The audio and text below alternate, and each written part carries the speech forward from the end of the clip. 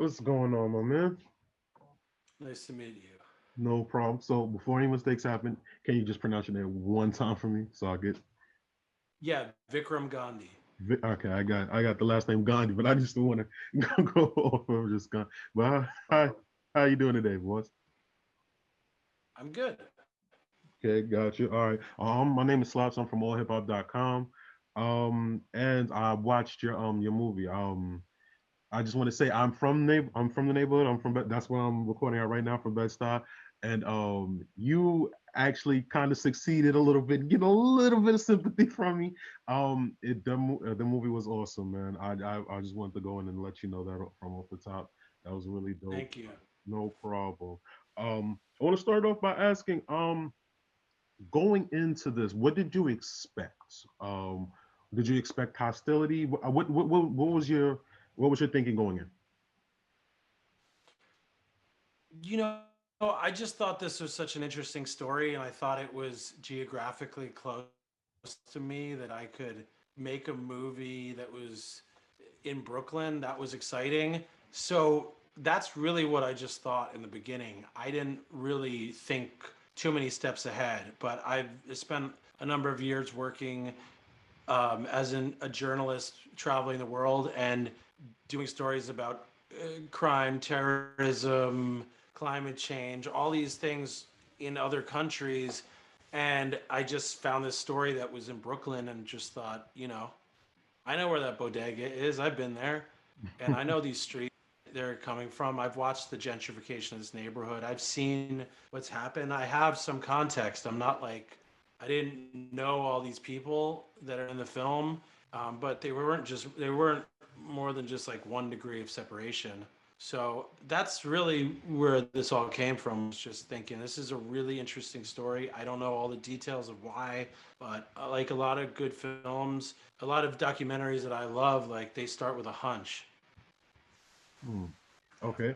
And so as far as that hunch go, when did it start? Did it start like at the height of his career when he got locked up? What like what really piqued your interest the most? At what point in his career was your interest piqued enough to make this movie? Well, in the film, I talk about DMing Shotti, his manager, Hmm. and DM'd him, I think, October 2018. So Hmm. that's before he went to prison.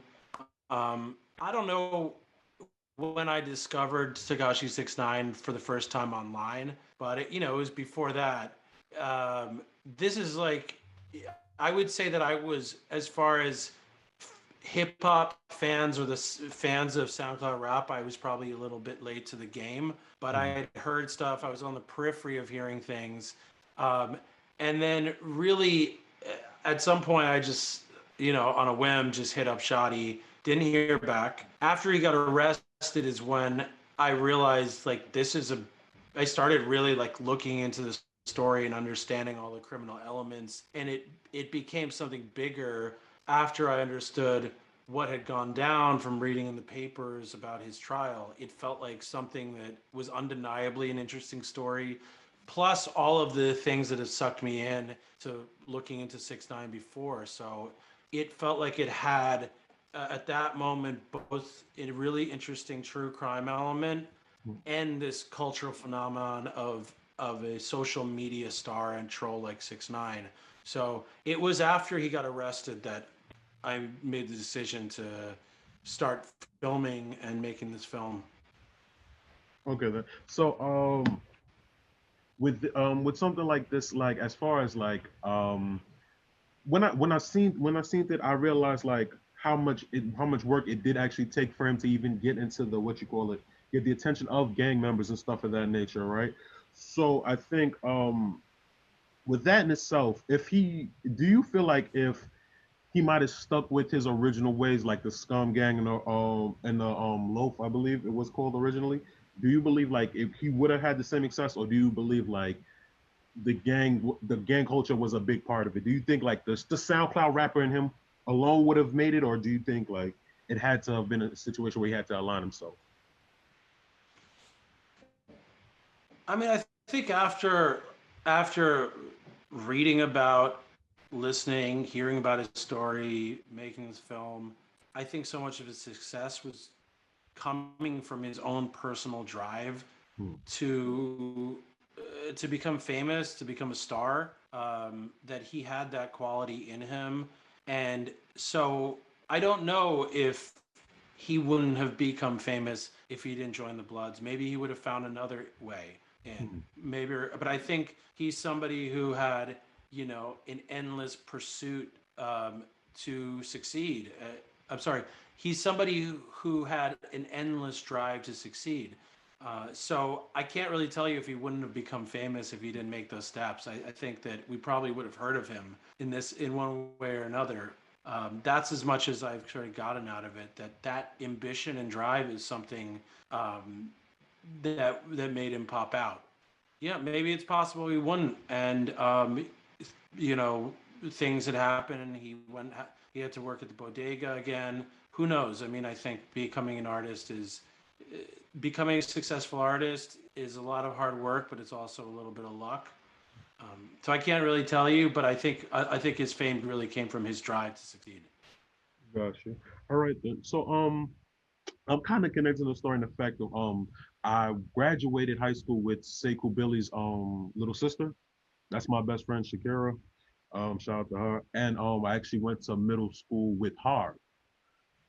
So Mr. Ellison, yeah, we went to Catholic school together. So yeah, I'm kind of connected to the story in that way.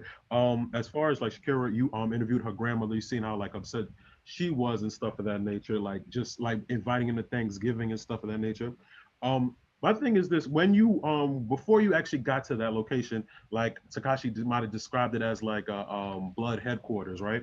Were you going in there knowing that it might have been like residential, a house, because they're really family oriented around that area and stuff of that nature. But like from looking at the video, you would think like that might have been true. It could have been blood headquarters. Did you go in expecting that?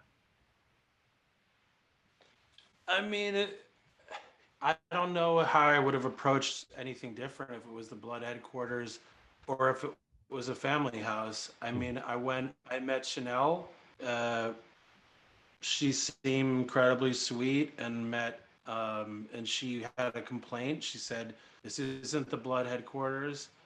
Um, and I met Seiko Billy, and they explained the story for me. So I didn't go in with an expectation.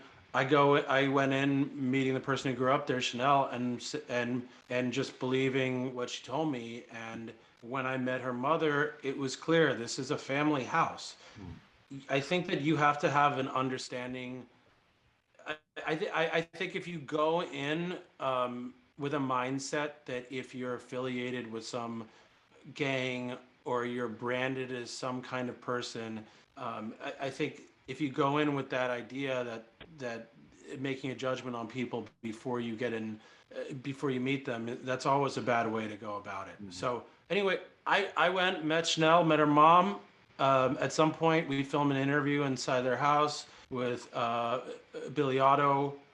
You know, I saw a multifamily home that anybody in New York who maybe doesn't have a family around would be excited to hang out in. I mean, it just seemed like a cool place to be. I didn't see any evidence that this was like the headquarters of anything, and that wasn't something that would have deterred me.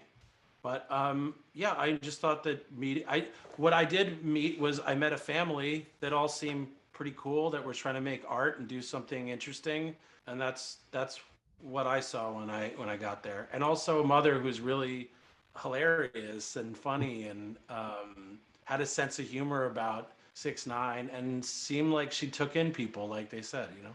So after going to like the set of the Gummo video, I know the house and everything like that, but what were you expecting to find? Were you expecting to find like the blood headquarters as 6ix9ine might have said it was during his court case, or was you surprised to see the family knit unit that they were when you got there? So I was in the courtroom when 6ix9ine was talking. So I was in the courtroom when 6ix9ine was testifying against Harv. Um, for the kidnapping, and that's where the location of this home came up. It was a trial actually was bringing up lines in Gummo, asking for the meaning of them, and was analyzing all of the blood affiliation or the lingo in that. And in that, it was presented that this home was the headquarters of the Bloods, and that gives you this, aura of danger, or something nefarious. But like pretty soon after that, I reached out to Miss Treyway Chanel, uh, met up with her, discussed the project, got some FaceTime, and she gave us an interview, and it was really clear that this was a mother's house, that it was really offensive to her that 6ix9ine had brought this up as the center of the Bloods house, because that's where she grew up and that's where her mother lives. And I think anybody would be pissed off if you're in a federal court case, one of the biggest trials, and somebody decides to point the finger at your home, as being a criminal place. And from my time going, like I met Chanel, I I met her entering the home. I saw these kids around. It just felt like a multi-generational household in New York, brownstone, um, where people lived. It felt like a family home, and you meet the woman who's the matriarch, and they're like, "This is a family home." So I can understand. I mean, I'm not. I can't say. Uh, I can't say anything that happens in there, but what I saw was a family home of people who were connected and treated us with respect, and welcomed us inside. You know, and so that's what I experienced. And so yeah, I think that I didn't go in thinking this is like the Bloods house. I went in meeting the person who grew up there and meeting the mother, and it felt like a family home to me. Oh man, I appreciate that. I think the first thing I ended up doing after I watched the documentary, I FaceTime my friend. I was like, they got your grandmother," and she watched it herself this morning, and she was like, "Yep, that's her." She was like, she wasn't sure like if it would have been edited a certain way. She was like, "No, that's her. That's exactly how she feels." You ask her about it to this day, she'll tell you the same thing about like the nice things she used to do from and stuff like that. So I mean, like she was like in shock and awe when everything had like thing had came to fruition and all that type of stuff. I think like I also you, I think that their grandmother is probably my favorite character in the film. I mean, you know, hands down. I mean, when I met her, I was just like, this person is not only as clearly takes in people, compassionate, also has a good sense of humor, and I mean, she's so shout out to Brenda Givens. that's it. No problem. Yeah. So there was obviously like a rift within this, and I think like the more we get these stories, it seems like the more and more like it seems like it falls through for the same reason, whether it be money, jealousy, or things of that nature. Um, I'm wondering like in like parallel universes if they were maybe able to like stick together. Do you think the Tekashi train like just from a clout standpoint and is that a stable way to go about it? Because I mean he'd be the first person to tell you like people are in this for the visuals and what you expect. But like as far as having like a long drawn out music career, do you believe like if they weren't to break up with having all these issues, do you think like he would have been able to sustain the success he had? So, are you asking? Do you think that he had he if he He didn't go would to have been able prison? to sustain the same success if the non-trades didn't break up, if obviously they didn't get arrested, or they didn't have the issues that they had. Talking like just musically from like what you've learned from like you obviously put in like a lot of research on SoundCloud rappers and that culture. Do you think like he could have transitioned and being a even bigger artist? I think that he was. I think he was on his path to becoming a household name. That's what it Mm, seemed like. mm, And you're talking about collaborations with Nicki Minaj. You're talking about becoming he was on the verge of becoming a household name But the crimes of the past had finally caught up with him. Hmm. So, I don't know if he didn't. Yeah, I mean, I wouldn't know if I wouldn't know if he was going to continue to be successful. But I do think that you see, even in the course of the film, you can see an ever changing uh, sound. From something that sort of has metal and rock into it to what came out, right before he was arrested, which had more of a sort of a pop sensibility. He was doing other collaborations that were very far from his roots. So even though his face is shockingly, you know, even though his look is shocking, and it's almost immovable because of his tattoos and his hair, he it sounded like musically he was changing and he was shape Beautiful. shifting in a way. So I think he probably could have done that. I just don't really know. I mean, I wouldn't know the longevity of his career. I also don't know if any of us know what the longevity of anyone's career right is now. If being that everything is moving so fast. That's a fact. Cool. So is Jorge safe? I gotta ask that. Is he safe? Is he okay? Um, oh, is Jorge safe? Yeah. Um, Is he so safe from I think I think one thing to realize is that Jorge testified in court. He's in court records. The people who would care about Jorge's uh, involvement in this story and being working with the government have already known um, mm, what's going on. And if you look at it, you do see the story of a person who was trapped, that had inadvertently started committing crimes. It's not as if he signed up for any of it. And so I mhm, think that I think that it's all about intention. I'm not. So I think that Jorge had been very clear that he's met people who were affiliated. They understand what happened, and I think anybody could watch the film and see um, that he wasn't he didn't betray people that he gained trust with. He was thrust into a situation that few people would know a way out of, which is a very different story than I think 6ix9ine and other people who were government informants. So I hope he's safe, and he was um, you know he was very interested in telling his he wanted to tell his part of the story, and so we're thankful for that. okay, wonderful. So a few more questions and I'm gonna get you out of here. Appreciate you. Okay then. So Sara Molina, she seems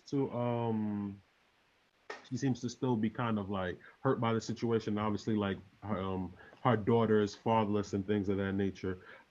As far as this goes, like, what made her say yes to actually wanting to do the documentary? Like, her wanting to get her side of the story out there.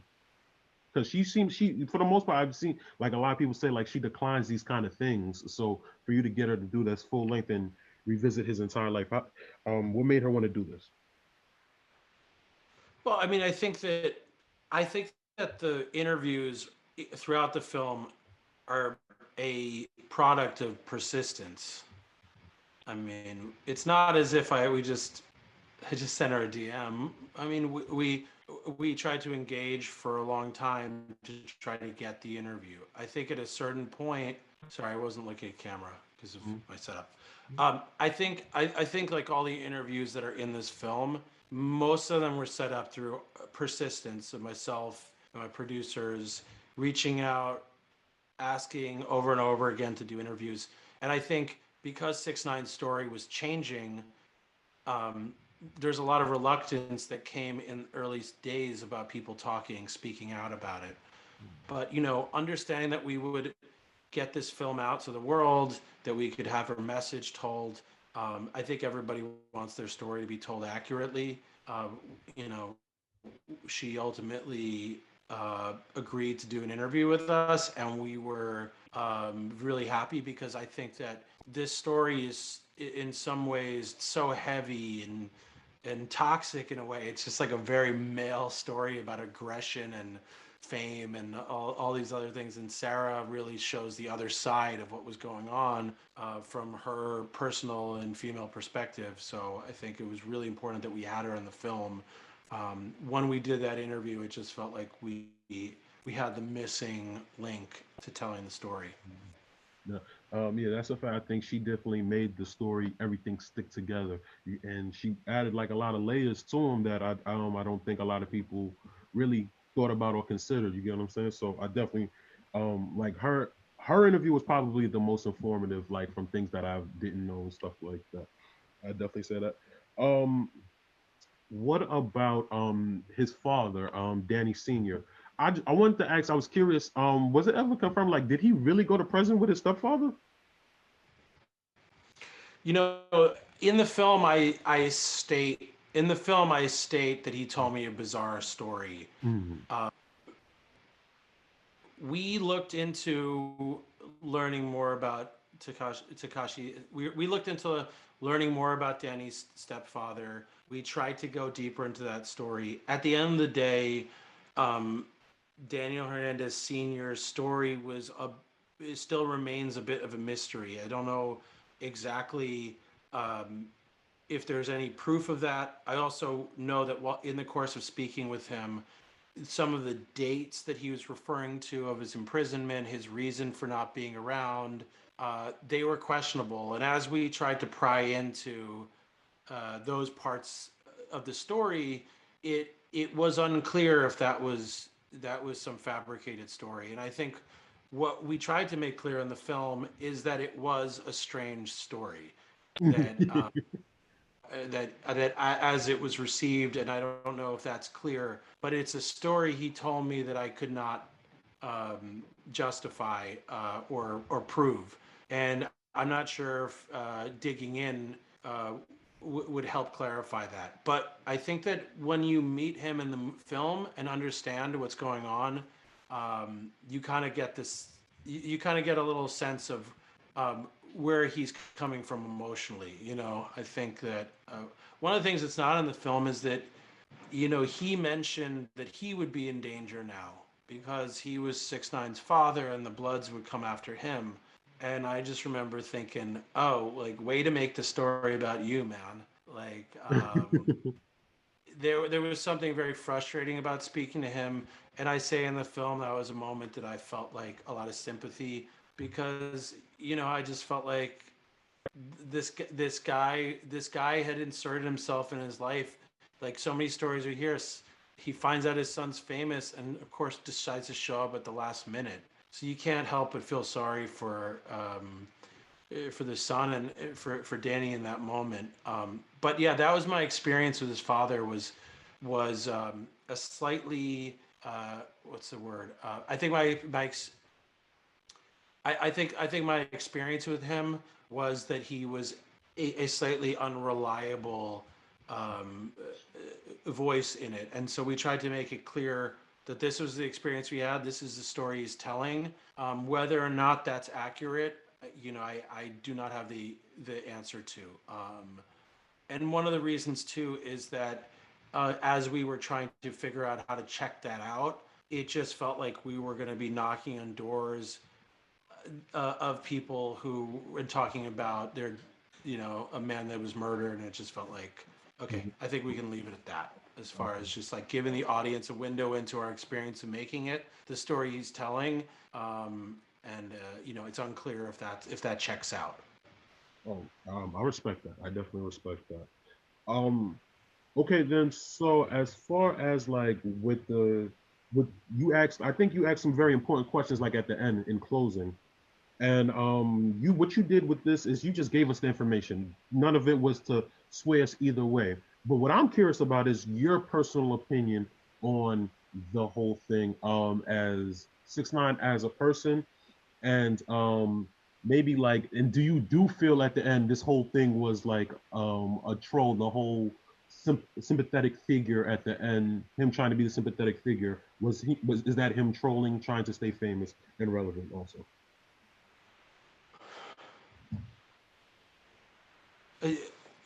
Sorry. So are you saying? Do I think that? Could you repeat the question? I Okay, was kind of. I never, like I said, like, in great work from you, I never really got your personal feelings on, like, how you actually felt about 6ix9ine as a director. I think you just gave us the information, you made us true. So I was wondering if you could summarize, like, how you feel about him as a person, and also like the questions that you asked at the end. Do you feel like this whole thing, like, is he a sympathetic figure, or do you believe this whole thing might have been just a troll again to get us speaking out? Oh, okay. Well, I think I go into every project I've ever worked on um, with an open mind about the people that I'm trying to tell a story about, people I interview. Like I don't think that people are good or bad. I think it's a really difficult thing to be a filmmaker, documentary filmmaker, journalist, if you see the world in black and white like that. Mhm. And so I didn't approach this with the feeling that I'm telling a story about a good person or a bad person or a good person who did bad things. That's not that's not how I'm coming from. I also don't think that any of us really know the character of people that we see on the internet. And nowadays, even in quarantine, most of us are interacting with other people over a screen. So that was really not what I was trying to say. Was he good or bad? I think that we set out to give people the emotional journey that was similar to what I had of being intrigued by somebody and then finding out something terribly dark about them and then learning about something inspiring and then being disappointed by the decisions they make. There's so many times when I'm looking at his career and going, it's similar to being in a horror movie. I'm like, don't open that door, don't open that door, you know? That's similar to when I look at the story that we're watching. So I think to make a movie, you just have to have a lot of empathy for the people you're telling the story about. So ultimately, I didn't seek out to figure out if he was a good or bad person. I was just trying to tell the story of something similar to what we experience, which is that up and down feeling, the feeling you have of trying to understand who he is and understand why people are attracted to him. At the end of the day, like people who are famous, like we're all complicit in their fame. We've given them attention. And I think watching the film and experiencing is more about us looking at ourselves. Like, why are these the people that we worship? Why are these the people that we give attention to?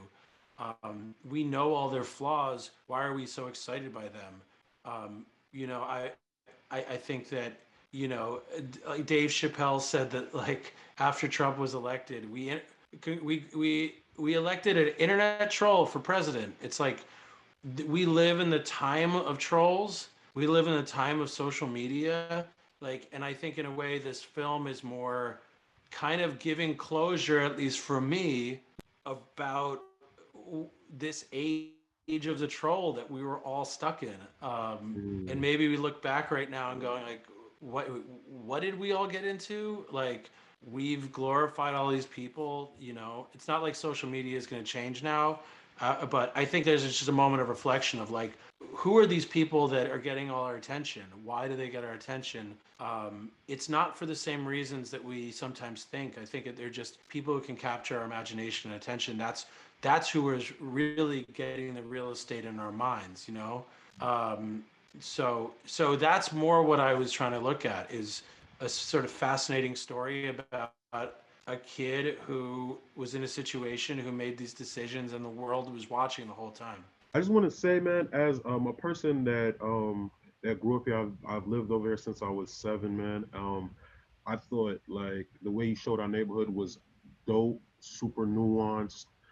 It didn't just make me feel like it was like the end. I mean, and if you're from Bed-Stuy, I think you know like there's the blocks like exactly like the one you went to, like the brownstones, the family houses. They're right there. Even though we might have the streets where the strips where things might go down and stuff like that, we do have like close knit family houses, and I think what you did was you definitely showed that, and I just want to let you know I appreciate you for that. It's not every day you get like somebody that just comes, and just wants to film our culture and our like how we grew up, and it's not we might not be looked at as humane and things of that nature, especially like after that case and how things was told.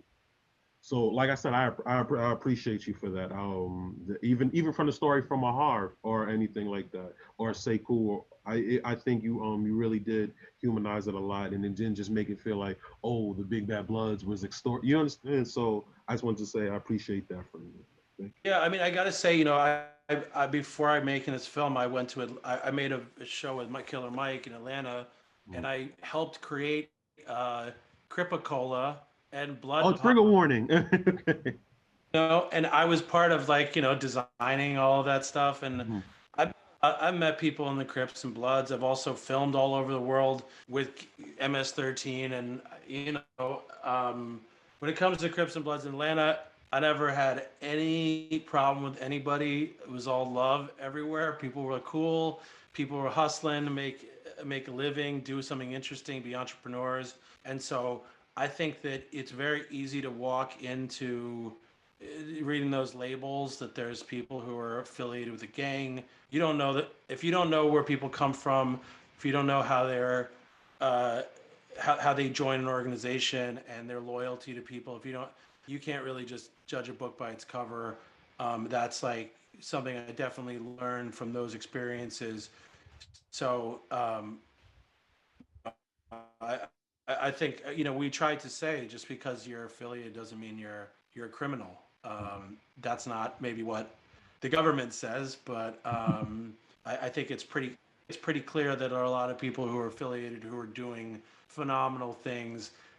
It's only when they're rich and famous do we give them a pass, but the ones trying to get out of it, we usually tend to demonize. So anyway, I don't know who's doing what. Like that was my goal, but I know that I can just judge by people how they treated me, and I think everybody I just met with them in a way where they were just trying to express like real ideas and be human, and so that's what we got out of it. So I had a good experience with everyone we filmed with, and just tried to tell their story in the right way. That's all.